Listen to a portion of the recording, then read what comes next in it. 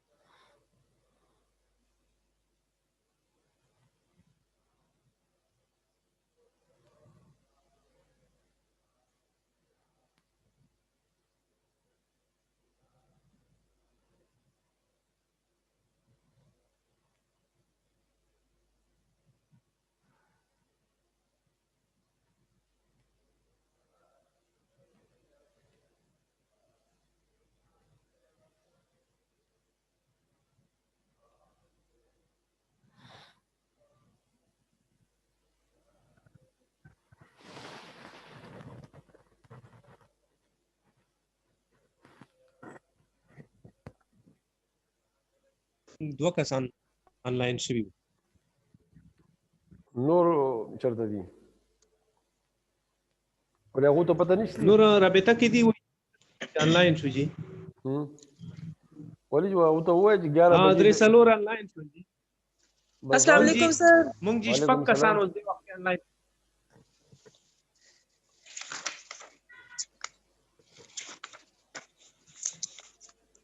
دو ته بیا ووایه کنه چې همیشه 11 بجې ټول تیار. درجی شپږ کسان اوس دې وخت آنلاین دي.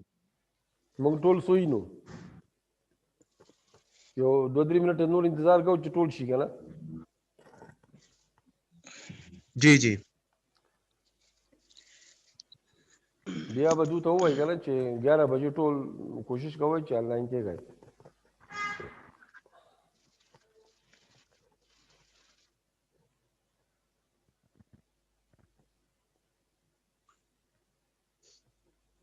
اتم بل راغی.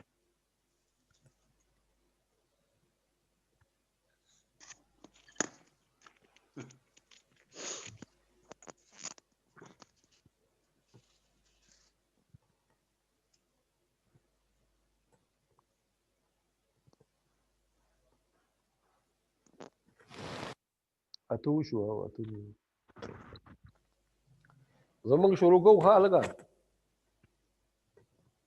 ٹھیک ده جی. بسم اللہ الرحمن الرحیم نحمدہ ونصلی علی رسول الکریم وبعد.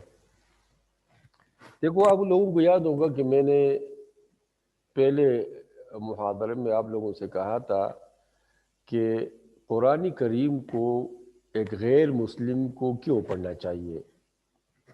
یہ سوال یاد ہے نا آپ کو؟ جی. تو آج ہم یہ سوال یہ ہمیں کیا کرنا ہے، اس بات پہ کچھ بولنا ہے کہ غیر مسلم کے لیے تو ہم نے آپ لوگوں کو کچھ بتا دیے کہ اس وجہ سے ایک غیر مسلم شخص اگر قرآن کو بلکہ اس کو ضرور پڑھنا چاہیے، اور یہ ہمارا جو ہے ہماری ذمہ داری ہے کہ ہم ان کو یہ پوائنٹ بتائیں کہ قرآن جو ہے اگر ایک اس جو آخری پوائنٹ ہم نے بتایا تھا کہ غیر مسلم کو اس لیے قرآن پڑھنا چاہیے کہ اصل میں اسلام سے پہلے تمام ادیان میں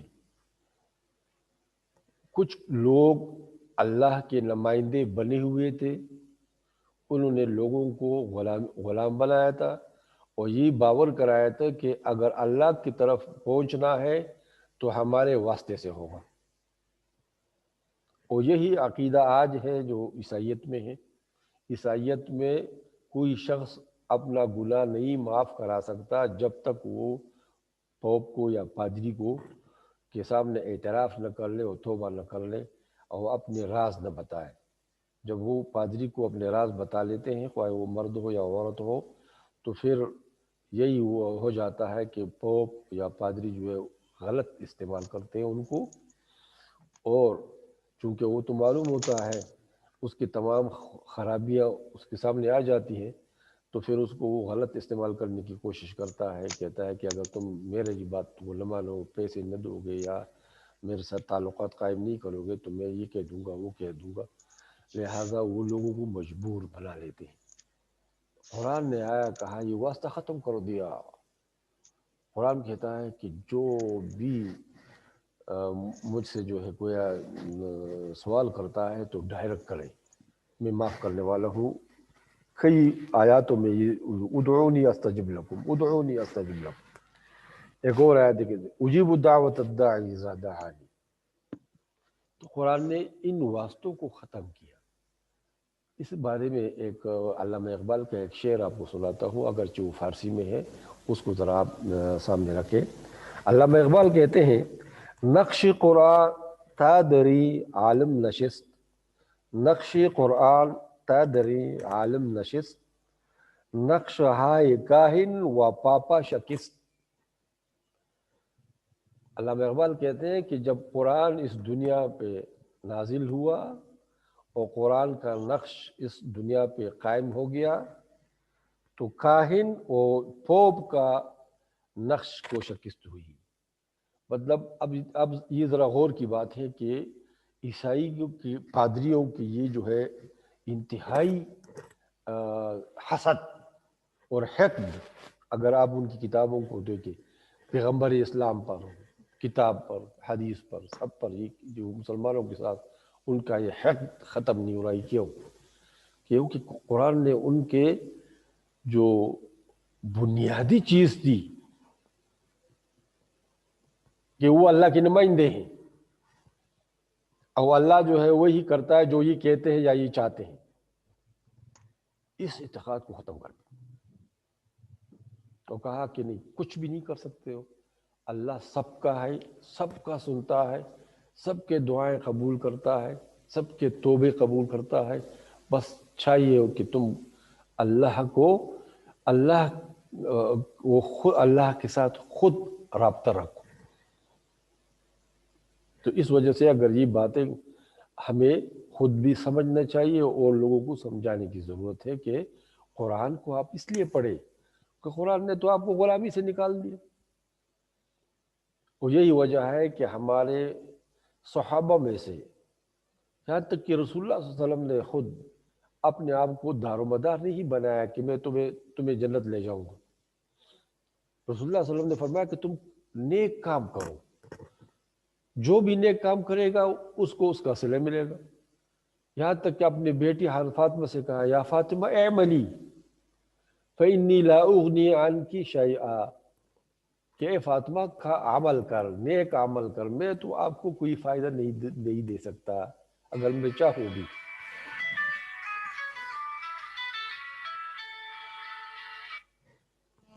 ہلو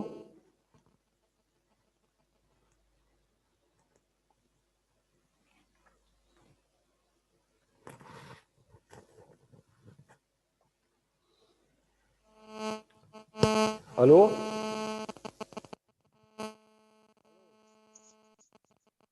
جی آواز میں شور آ رہی ہے۔ اور آ رہی ہے؟ ٹھیک ہے، میں جو ہے وہ جب آ جائے، وہ فیاض باہر گیا، جب آ جائے تو میں اسے کہہ دوں گا۔ ابھی نہیں رہے آواز؟ جی جی ہاں آ رہی ہے، جزاکم اللہ۔ کلیئر ہے سر۔ بس ٹھیک ہے، چلو۔ اب ٹھیک ہے جی۔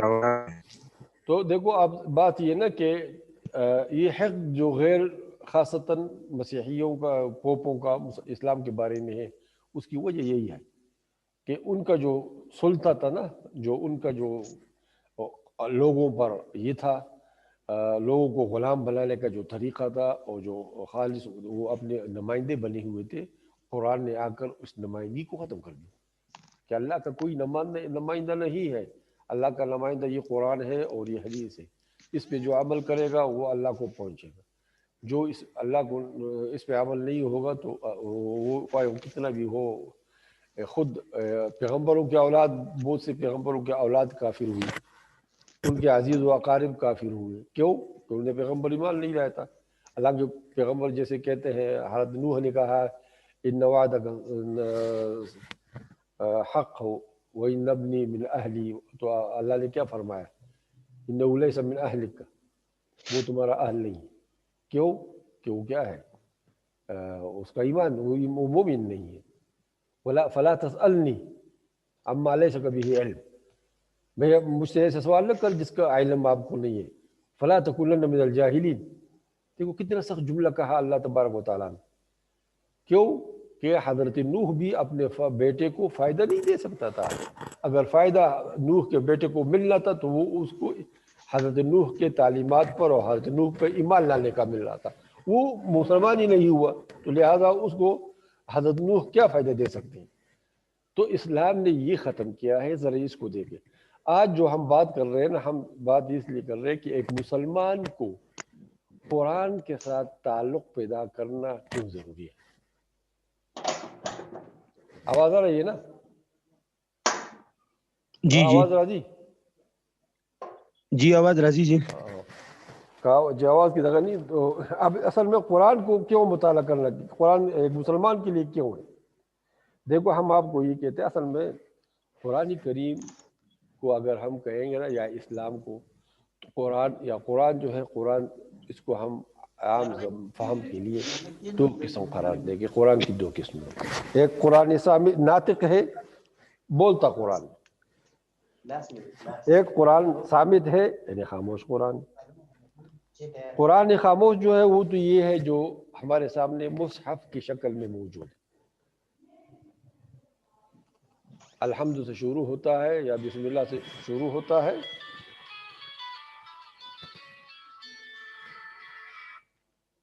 ہلو ہلو بات کریں۔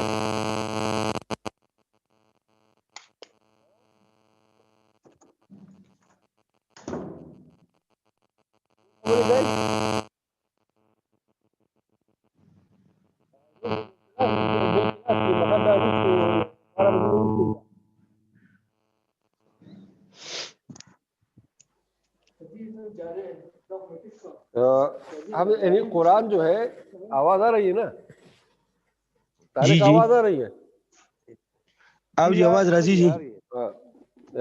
قرآن جو ہے اس کو ہم تقسیم کر سکتے ہیں دو، قرآن ناطق ہے، ایک قرآن صامت ہے۔ قرآن ناطق جو ہے، قرآن صامت جو ہے وہ تو یہ جو ہمارے سامنے یعنی دو جلدوں، اس کو مابین الدفتین کہتے ہیں، مصحف کی شکل میں موجود ہے۔ قرآن ناطق کا مطلب ہے بولتا قرآن۔ اب بولتا قرآن جو ہے وہ ہمیں ہمارے سامنے رسول اللہ صلی اللہ علیہ وسلم کی ذاتی گرامی ہے.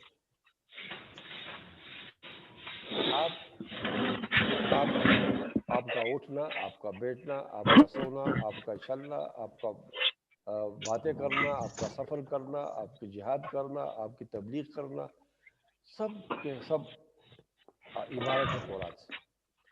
خود قرآن کہتے ہیں وَمَا يَنطِقُ عَنِ الْهَوَىٰ إِنْ هُوَ إِلَّا وَحْيٌ يُوحَىٰ. آپ کا ہر بات، آپ کی ہر حرکت وہ قرآن کی تفسیر ہے، قرآن ہے. آپ عبادت کرتے ہیں، آپ معاملات کرتے ہیں، آپ شادی کرتے ہیں، آپ جو ہے بچوں کی تربیت کرتے ہیں، آپ اپنے بیوی سے سلوک کرتے ہیں، آپ عام مسلمانوں سے سلوک کرتے ہیں، دوستوں سے سلوک کرتے ہیں، دشمنوں سے سلوک کرتے ہیں، سب کی سب آپ کے جو ہے ہر حرکت وہ قرآنی تفسیر ہے، قرآن کی تشریح ہے. تو ایک قرآن جس کو ہم مابین الدفتین کہتے ہیں، مصحف کہتے ہیں، اس کو ہم پڑھتے ہیں، اور دوسرا قرآن آپ کی ذاتی گرامی ہے. یہی وجہ ہے کہ رسول اللہ صلی اللہ علیہ وسلم سے جب پوچھا گیا، حضرت عائشہ رضی اللہ عنہا سے جب پوچھا گیا کہ رسول اللہ صلی اللہ علیہ وسلم کے اخلاق کیا تھے، تو آپ نے اس کو جواب دے کہ افلا تقرأ القرآن، کیا تو قرآن نہیں پڑھتا؟ اس نے کہا کیوں نہیں؟ تو آپ نے فرمایا، حضرت عائشہ رضی اللہ عنہا نے فرمایا کان خلق القرآن، اس کا خلق قرآن تھا. تو قرآن اصل میں ہمارے پاس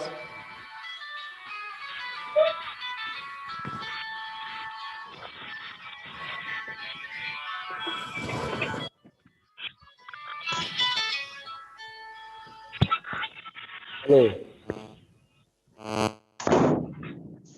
وعلیکم السلام. جی جی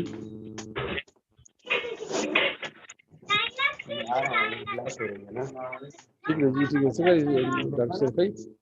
نه دی راغلی خیر دی جی، الله خیر دی. ټیک دغه شی دا راډ کراړ کوي کنه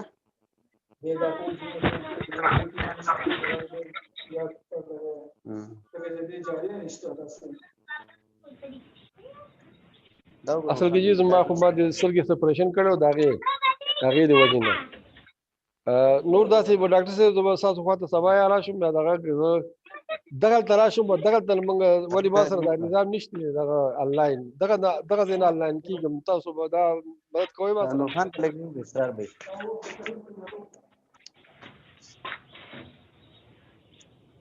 او چې داسې وکړئ ته به انشاءالله هغې ته راځم او هغې نه ورته دغه کوو جي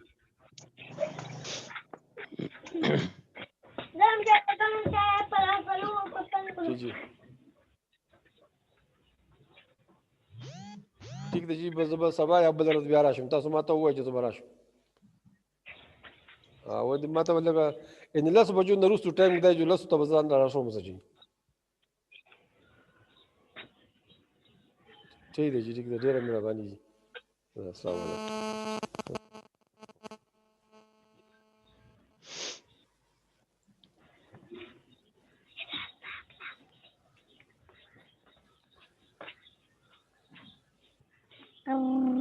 ہلو اوس کو راضی کا آواز دا سګي جو ټلیفون راغله ہو आओ जी आवाज राजी जी सही بس है.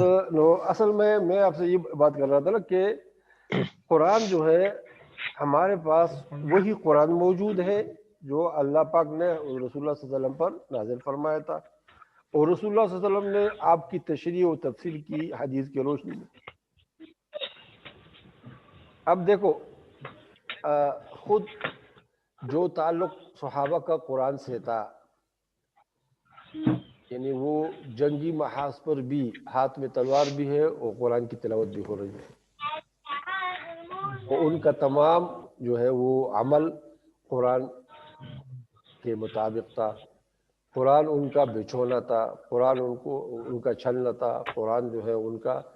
آج کل ہمارا تعلق جو ہے قرآن کے ساتھ انتہائی کم ہو گیا ہے. اگر ہم پڑھنے کو کہتے ہیں عمل کرنے کو کہے اس کا نام لے تو بس آپ خود جان سکتے ہیں کہ ہم انہیں جو اپنے آپ کو دینی لوگ اپنے آپ کو سمجھتے ہیں نا کہ ہم اسلامیات کے طالب علم ہیں، ہم علماء اپنے کچھ لوگ اپنے آپ کو علماء کہیں گے، کچھ کے مفکرین کہیں گے، لیکن اگر ہم دیکھیں تو ہمارا قرآن، یہ آواز آ رہی ہے، بچوں کو ذرا روکے، جو لوگ جن کے پاس بچے ہیں ان کو ذرا دور رکھے۔ تو ہم جو ہے ہمیں چاہیے کہ ہمارا تعلق قرآن سے، دیکھو قرآن جو ہے خود ہماری شکایت کرے گا قیامت کے دن، تمہیں جانتے ہو۔ وقال بلکہ قرآن نہیں بلکہ رسول اللہ صلی اللہ علیہ وسلم کی شکایت فرمائیں گے اللہ کے دربار میں۔ وقال الرسول یا ربی ان قوم اتخذوا هذا القرآن مہجورا، رسول شکایت کریں گے ہم سے، کس منہ سے ہم اس وقت رسول اللہ کے سامنے جائیں گے کہ اگر رسول اللہ اللہ سے یہ شکایت کرے کہ میری قوم نے اس قرآن کریم کو چھوڑ رکھا تھا، اس پر عمل نہیں ہوا رہا تھا۔ آپ ذرا ذہن میں بات رکھیں کہ یہ اس شکایت سے، اس سے بچے، اللہ ہمیں بچائے، ان لوگوں میں سے ہم نہ ہو جس کے بارے میں رسول شکایت فرما رہے ہیں۔ اب یہاں قرآن کے چھوڑنے کے مختلف شکلیں ہو سکتی ہیں۔ ایک تو یہ کہ قرآن چھوڑنے کا مطلب کوئی خاص پیمانہ یا اس کا معیار نہیں ہے۔ یہ قرآن کے حجر کا مطلب یا تو ایمان لانا بھی ہو سکتا ہے، یا قرآن پر ایمان لانے کے بعد اس پہ عمل نہ کرنا بھی ہو سکتا ہے، یا اس کو ایمان تو لایا لیکن پڑھا نہیں جا سکتا۔ اب میں آپ سے ایک بات کہتا ہوں، بات یہ ہے کہ جن لوگوں نے قرآن کریم کو اپنا زندگی بنائی تھی، اور وہ تھے ہمارے صحابہ کرام۔ صحابہ کرام کو اللہ تبارک و تعالیٰ نے اس لیے منتخب فرمایا تھا کہ وہ اس کے اہل تھے۔ یعنی آپ اندازہ لگائے، جیسے کہ تاریخ کتابوں میں، تراجم کی کتابوں میں کہا جاتا ہے کہ صحابہ کی تعداد جو تھی وہ 1,24,000 کے لگ بھگ تھی، لیکن اگر ہم اندازہ لگائے نا تو مدینہ میں جو صحابہ کی قبریں ہیں وہ 12,000 سے کم ہیں۔ جو مدینے میں صحابہ کی قبریں ہیں وہ 12,000 سے کم ہیں۔ باقی صحابہ کہاں چلے گئے؟ ذرا اس بات پر غور کرنا چاہیے۔ یہ باقی صحابہ جو ہے تمام دنیا میں اگر آپ جائیں گے وہاں آپ کو صحابہ کے قبور ملیں گے۔ چند دن پہلے میں نے یہاں کسی رسالہ میں پڑھا، ازبکستان میں وہ لکھنے والا گیا تھا، تو ازبکستان کے جو ہے وہ کہ قریب امام بخاری جہاں دفن ہے اس کی قریب ایک جگہ پر اس نے کہا کہ قسم ابن عباس رضی اللہ عنہ کی قبر مبارک وہاں ہے، اور یہ حضرت ابن عباس کا بھائی ہے چھوٹا۔ اور اس کی ایک خصوصیت یہ ہے کہ یہ وہ شخصیت ہے کہ قبر مبارک میں رسول اللہ صلی اللہ علیہ وسلم کو آخری دیکھنے والا یہ شخص تھا بنو ہاشم کا۔ یعنی آپ کا چہرہ اقدس پر جب وہ پتھر رکھا جا رہا تھا تو آخری بار جس نے پیغمبر کو دیکھا تھا حالت موت میں وہ حضرت قاسم ابن عباس۔ قاسم ابن عباس کی قبر کہاں ہے؟ ازبکستان میں۔ میں جب لیبیا گیا، میں جس جگہ پر لیبیا میں تھا اس کو درنا کہا جاتا ہے، لفظ درنا، یہ بیزنطی لفظ ہے، درانس سے درنا بنا ہے۔ چھوٹی سی، چونکہ لیبیا کی آبادی بہت کم ہے تو یہ چھوٹا سا شہر ہے، تقریباً 50-60 ہزار کی آبادی ہے۔ اس میں ایک مسجد ہے، مسجد صحابہ۔ وہاں گیا، وہاں ایک کنواں ہے، اس کنویں میں جو ہے اس پر لکھا گیا ہے کہ اس میں تقریباً 60 صحابہ دفن وہاں شہید ہوئے تھے، اور اس میں وہ صحابی حکم ابن عاص القیسی، یہ ان کا جو کیا تھا قائد تھا، اور یہ عقبۃ بن نافع کے ساتھ لشکر میں تھا، تونس کو فتح کرنے کے بعد یہ واپس آ رہے تھے، تو یہاں پر معلوم ہوا کہ رومیوں نے دوبارہ حملہ کیا ہے، تو اس کے لیے گئے اور وہاں 70 کے 70 شہید ہو گئے۔ رومیوں نے ان کو اس کنویں میں ڈالا، ہم سب کا نام وہاں لکھا ہوا ہے۔ اور یہ تو صحابہ کرام نے قرآن کریم کو تمام دنیا میں پھیلایا، یہ ان کا تھا قرآن پر عمل کا۔ آج کل ہم کیا کرتے ہیں؟ نہ قرآن کو پڑھتے ہیں، نہ سمجھنے کی کوشش کرتے ہیں، اور نہ جو ہے اس کو، یعنی اگر آپ دیکھیں مسلمان جو پہلے کے تھے، اب یعنی مسلمانوں نے چین سے لے کر مراکش تک، سائبیریا سے لے کر سینگال تک، سوڈان، جنوبی سوڈان تک، ان تمام مسلمانوں کو قرآن سکھانا اور ان کو حافظ بنانا، یعنی یہ اگر آپ اندازہ لگائیں نا کہ اتنے تھوڑے سے عرصے میں صحابہ کرام نے قرآن کریم کو اتنا پھیلایا، اتنا کہ ہر جگہ، ہندوستان میں آپ کو حافظ ملتے تھے اس زمانے میں، افغانستان میں، ازبکستان میں، تاجکستان میں، ادھر اس میں جو ہے ترکمانستان میں، یہاں تک کہ چین کے حدود تک، اور ادھر مراکش تک، ادھر سوڈان تک، سینگال تک، سائبیریا تک، ہر جگہ پہلی صدی میں اگر آپ کہیں بھی جاتے تو آپ کو حفاظ قرآن ملتے۔ یہ کس کا کارنامہ ہوگا؟ یہ صحابہ کرام، کیونکہ انہوں نے، جیسے میں نے عرض کیا کہ 1,24,000 میں سے 12,000 لوگ مدینے میں دفن ہیں، باقیوں کا کوئی پتہ نہیں ہے کہاں کہاں دفن ہے۔ انہوں نے قرآن کو اپنے ہاتھ سینے سے لگا کر دنیا میں پھیل گئے، اور آج آپ کو جو ہے یہ ان کی کوششوں کا نتیجہ ہے کہ آپ جو ہے، آپ ملیشیا میں قرآن کے جو ہے مقابلے ہو رہے ہیں، تجوید قرآن کے، انڈونیشیا میں ہو رہا ہے، سینگال میں ہو رہا ہے، جامبے میں ہو رہا ہے، غینیا میں ہو رہا ہے، نائجیریا میں ہو رہا ہے، ادھر تاجکستان وغیرہ میں ہو رہا ہے۔ یہ جو 1400 سال ہے نا، یہ انتہائی کم عرصہ ہے تاریخی طور پہ۔ اس میں جو ہے اللہ، صحابہ کرام اور ان کے شاگرد تابعین اور تبع تابعین، ان کی تفسیروں کو ذرا اگر ہم دیکھیں، ہم تفسیریں گن سکتے ہیں کتنے قرآن کی تفسیریں لکھی گئی ہیں؟ صرف اگر آپ اردو میں جو ہے کیا کریں، قرآن کی تفسیریں جو گننا شروع کر دیں تو شاید نہ گن سکیں۔ تو اہم چیز یہ ہے کہ ہم اپنا تعلق قرآن سے بنائیں، قرآن کو اپنا مد نظر رکھ کے اس پر چلنے کی کوشش کریں۔ دیکھو، میں نے پہلے آپ لوگوں سے کہا تھا کہ میرا جو ہے یہ ہوگا درس جو ہوگا وہ عام تخلیدی درسوں سے علیحدہ ہوگا، تو اس بات پہ ذرا ذہن میں رکھ کے ہم نے آپ کو وہ کتاب بھی دی ہے علوم القرآن، اور ساتھ ساتھ ہم آپ کو یہ صحیح باتیں بھی کچھ آگے کچھ بات کریں گے۔ اس میں آپ ذرا یہ دیکھیں کہ ہم جو ہے مقصد صرف ہمارا اس سے یہ ہے کہ دیکھو، ہم قرآن کو جب مسلمانوں نے قرآن کو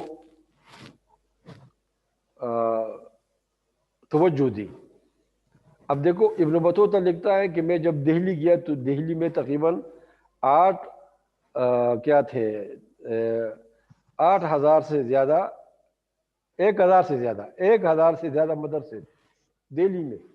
اس وقت دہلی کی آبادی جو تھی وہ بھی یعنی کوئی چند لاکھ ہوگی، اس سے زیادہ نہیں ہوگی، یہ سب کے سب۔ پھر اس کے بعد دیکھو، جب ہم یہ کہتے ہیں اتنے دور نہ جائے، تو ابن بطوطہ تو بہت پرانے کے زمانے کا آدمی ہے، ہم جب یہ 200 300 200-250 سال پہلے دیکھتے ہیں، جب انگریز آئے، انگریزوں نے ملک ہندوستان پر جو ہے قبضہ کیا، اس وقت ایک انگریز خود لکھتا ہے ٹٹا کے بارے میں، جو چھوٹا سا شہر ہے ہمارے اس میں سندھ میں، کہتے ٹٹا میں جو ہے 200 سے زیادہ مدارس تھے جو قرآن کی تعلیم دے رہے ہیں۔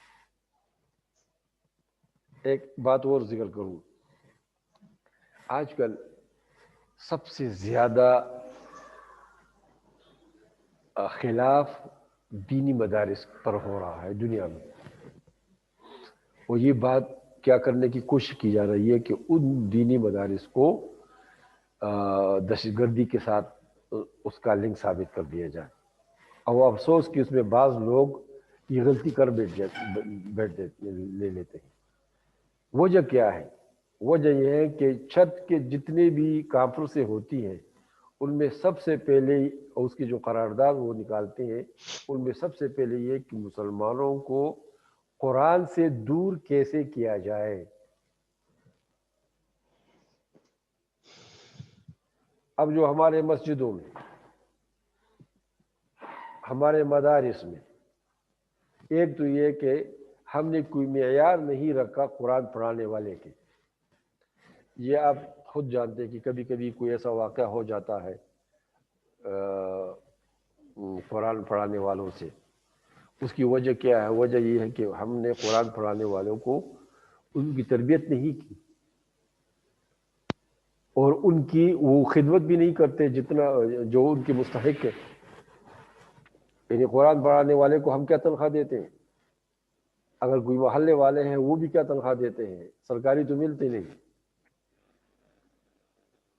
تو ایک تو یہ ہے کہ قرآن پڑھانے والوں کے لیے ایک خاص معیار ہونا چاہیے، وہ اخلاقی طور سے، دینی طور سے، معاشرتی طور سے، اور ساتھ ساتھ ان کے اقتصادی طور سے، معاشی طور سے ان کو ایسے لوگوں کی کیا ہے ان کو اتنی دی جائے تاکہ وہ جو ہے معاشرے میں ایک اچھی زندگی گزار سکے، تاکہ اور لوگ بھی پھر قرآن کے پڑھانے کے کیا ہے۔ آج کل ہر طالب علم، ہر چھوٹے بچے سے پوچھو وہ ڈاکٹر بنتا ہے، انجینئر بنتا ہے، لیکن کوئی بھی یہ نہیں کہتا کہ میں مدرس قرآن بنوں۔ اس کی وجہ کیا ہے؟ وہ جانتا ہے کہ وہ غریب کالے کے لیے کچھ اس کو دی نہیں جاتی۔ تو یہ بھی قرآن کے ترک کا ایک صورت ہے کہ ہم نے قرآن کو ترک کر دیا، اس کے پڑھانے کا کوئی اہتمام نہیں، حکومت کی طرف سے بھی اور غیر حکومت کی طرف سے بھی۔ تو لہٰذا قرآن پڑھنے کے لیے اور پڑھانے کے لیے کچھ معیار چاہیے، اور پھر وہ معیار اس پہ جو پورے اترتے ہیں ان کو ایسا ہو کہ وہ فخر کرنے لگ جائے کہ وہ جو ہے اب ہم پروفیسر بنتے ہیں لیکن مدرس قرآن مسجد میں نہیں بنتے۔ کیوں؟ وجہ یہی ہے، معاشی وجہ ہے کہ جو چیز ہمیں یونیورسٹی میں ملے گی وہ کسی مسجد میں نہیں ملے گی یا کسی دینی مدرسے میں نہیں ملی۔ تو اس میں ایک کمزوری ہماری حکومتوں کی بھی ہے اور ہمارے معاشرے کی بھی ہے۔ ہم نے قرآن کو، رسول اللہ صلی اللہ علیہ وسلم اس شکایت، دعا کرے کہ اس شکایت میں ہم نہ آئے کہ وقال الرسول یا ربی ان قوم اتخذوا هذا القرآن مهجورا، کہ ہماری قوم نے، میری قوم نے اس قرآن کو چھوڑ رکھا، اس سے ہم بچیں۔ ایک اور بات میں جو ہے آپ سے شیئر کرنا چاہوں گا، وہ یہ ہے کہ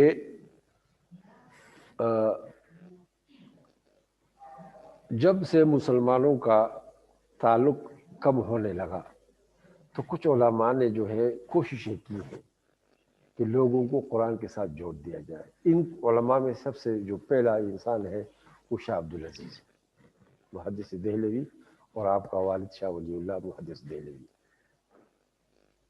انہوں نے قرآن کا درس شروع کیا تھا دہلی میں، اور اس درس میں وہ تقریباً کتنے 40 سال تک یا 30 سال تک وہ درس دیتے رہے، قرآن کو پڑھاتے رہے۔ اصل میں اب یہاں یہ ایک بات کہنا چاہتا ہوں کہ جو اس نے تفسیر بھی لکھی، تفسیر عزیزی، اگر کسی کو مل جائے تو اس کو پڑھنے کی ضرورت ہے، اگرچہ وہ مکمل نہیں ہے، یا تو اس نے مکمل نہیں کیے، ادھورا چھوڑ دیا، فوت ہو گیا، یا جو ہے مکمل تو باقی ضائع ہو گیا، لیکن تفسیر عزیزی کچھ چیزیں چپ چکی ہیں، وہ انشاءاللہ۔ یہ دوسری ایک اور بات جو اس پہ بعد میں بھول جاؤں گا، حضرت شاہ ولی اللہ نے الفوز الکبیر لکھی، آپ نے پڑھا بھی ہوگا، لیکن چونکہ ہم پڑھتے ہیں وہ سمجھتے نہیں ہیں، یا پڑھتے ہیں بھول جاتے ہیں۔ لیکن اگر میرا یہ ہے ایک قسم کی ایک وصیت ہے تم سے کہ الفوز الکبیر کو اپنے سرانے کے نیچے رکھو اور جب بھی وقت ملے اس کو پڑھو۔ آپ کو قرآن کریم جو ہے کیا ہوگا وہ آپ کا تعلق پیدا کرنے کے لیے قرآن کریم سے اس سے یہ ہوگا کہ آپ کا تعلق قرآن سے پیدا ہو، آپ قرآن کو اپنا مشغلہ بنائیں۔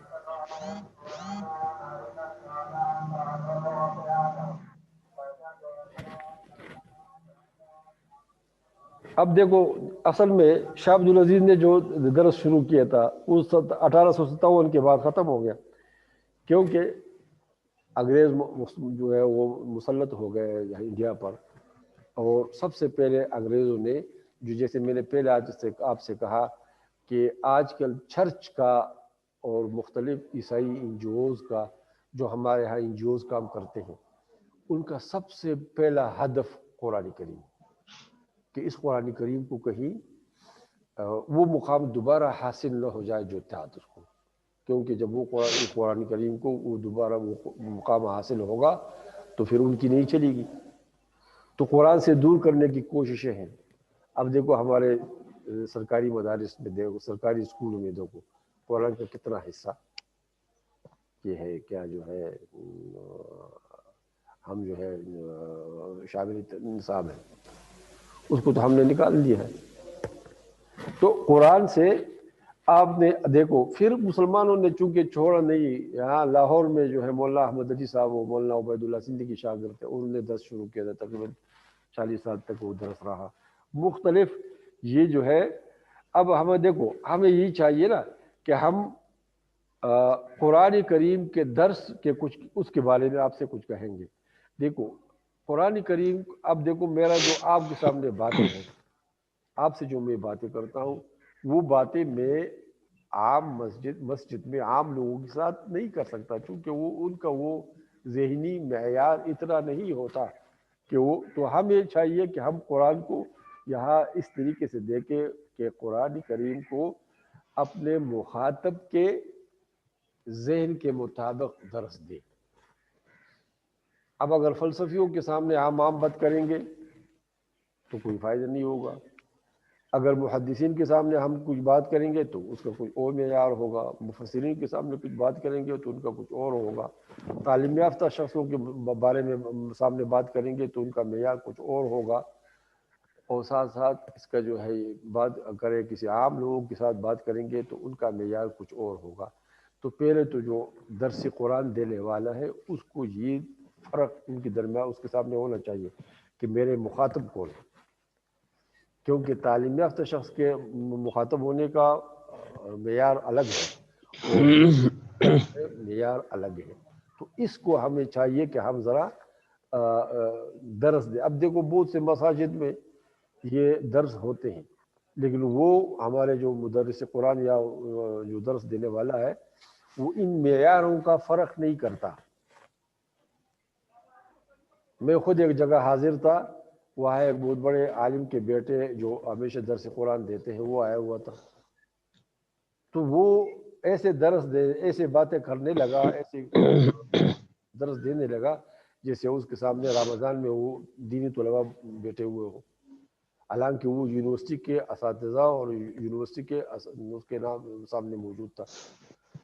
تو میں بعد میں کہا کہ میں اگر اس کو کچھ کہوں تو پھر جو ہے وہ تو آپ جانتے ہیں علماء کہیں گے تم کون ہو، تمہاری تو ایسے ویسے، لہٰذا قرآن پڑھانے والے کے لیے یہ ضروری ہے کہ وہ اپنے مخاطبین کو سمجھے، مخاطب کو سامنے سمجھے کہ اس کے مخاطب کون ہے، تعلیم یافتہ لوگ ہیں یا جاہل لوگ، کسی خاص فرقے کے لوگ ہیں، کسی خاص ذہن کے لوگ ہیں۔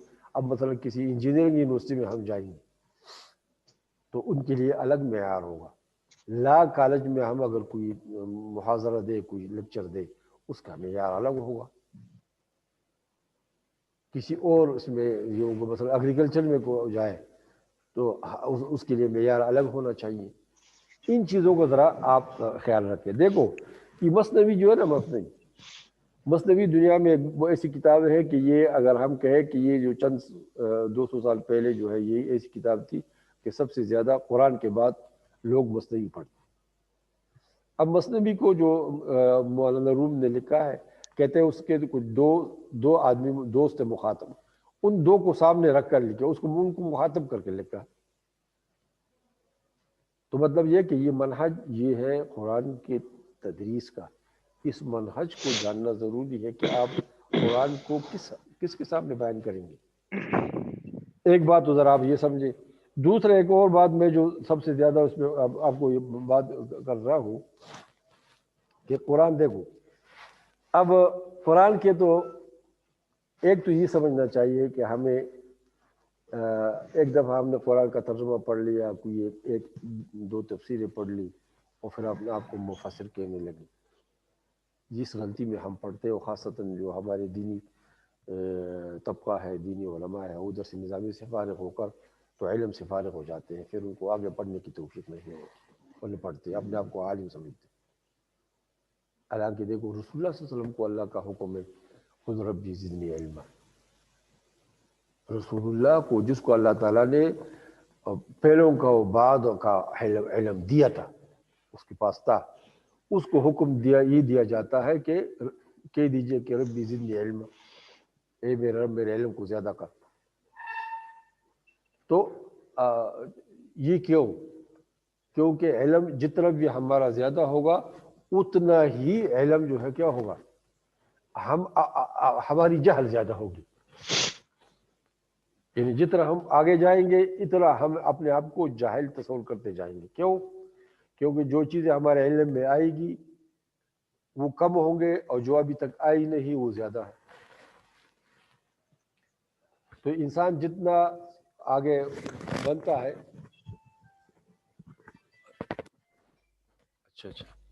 یہ تو انسان جتنا یعنی عالم بنتا جاتا ہے اتنا ہی وہ اس کی جہل زیادہ ہوتا رہتا ہے۔ لہٰذا اس بات کو ذرا ذہن میں آپ یہ رکھیں کہ ہم یعنی آپ جانتے ہیں کہ امام مالک کے بارے میں آتا ہے کہ اس سے جو ہے سوالات کی گئے، اس نے ایک دو کے جواب دیا اور آگے سے آگے کہا کہ لا انی لا اعلم، کہ مجھے کوئی اس کا علم نہیں۔ اب امام مالک جیسے شخصیت، وہ جو ہے اپنے آپ کو امام بھی نہیں کہتے تھے، امام نے تو ہم اس کو کہتے ہیں، وہ جو ہے اتنے بڑے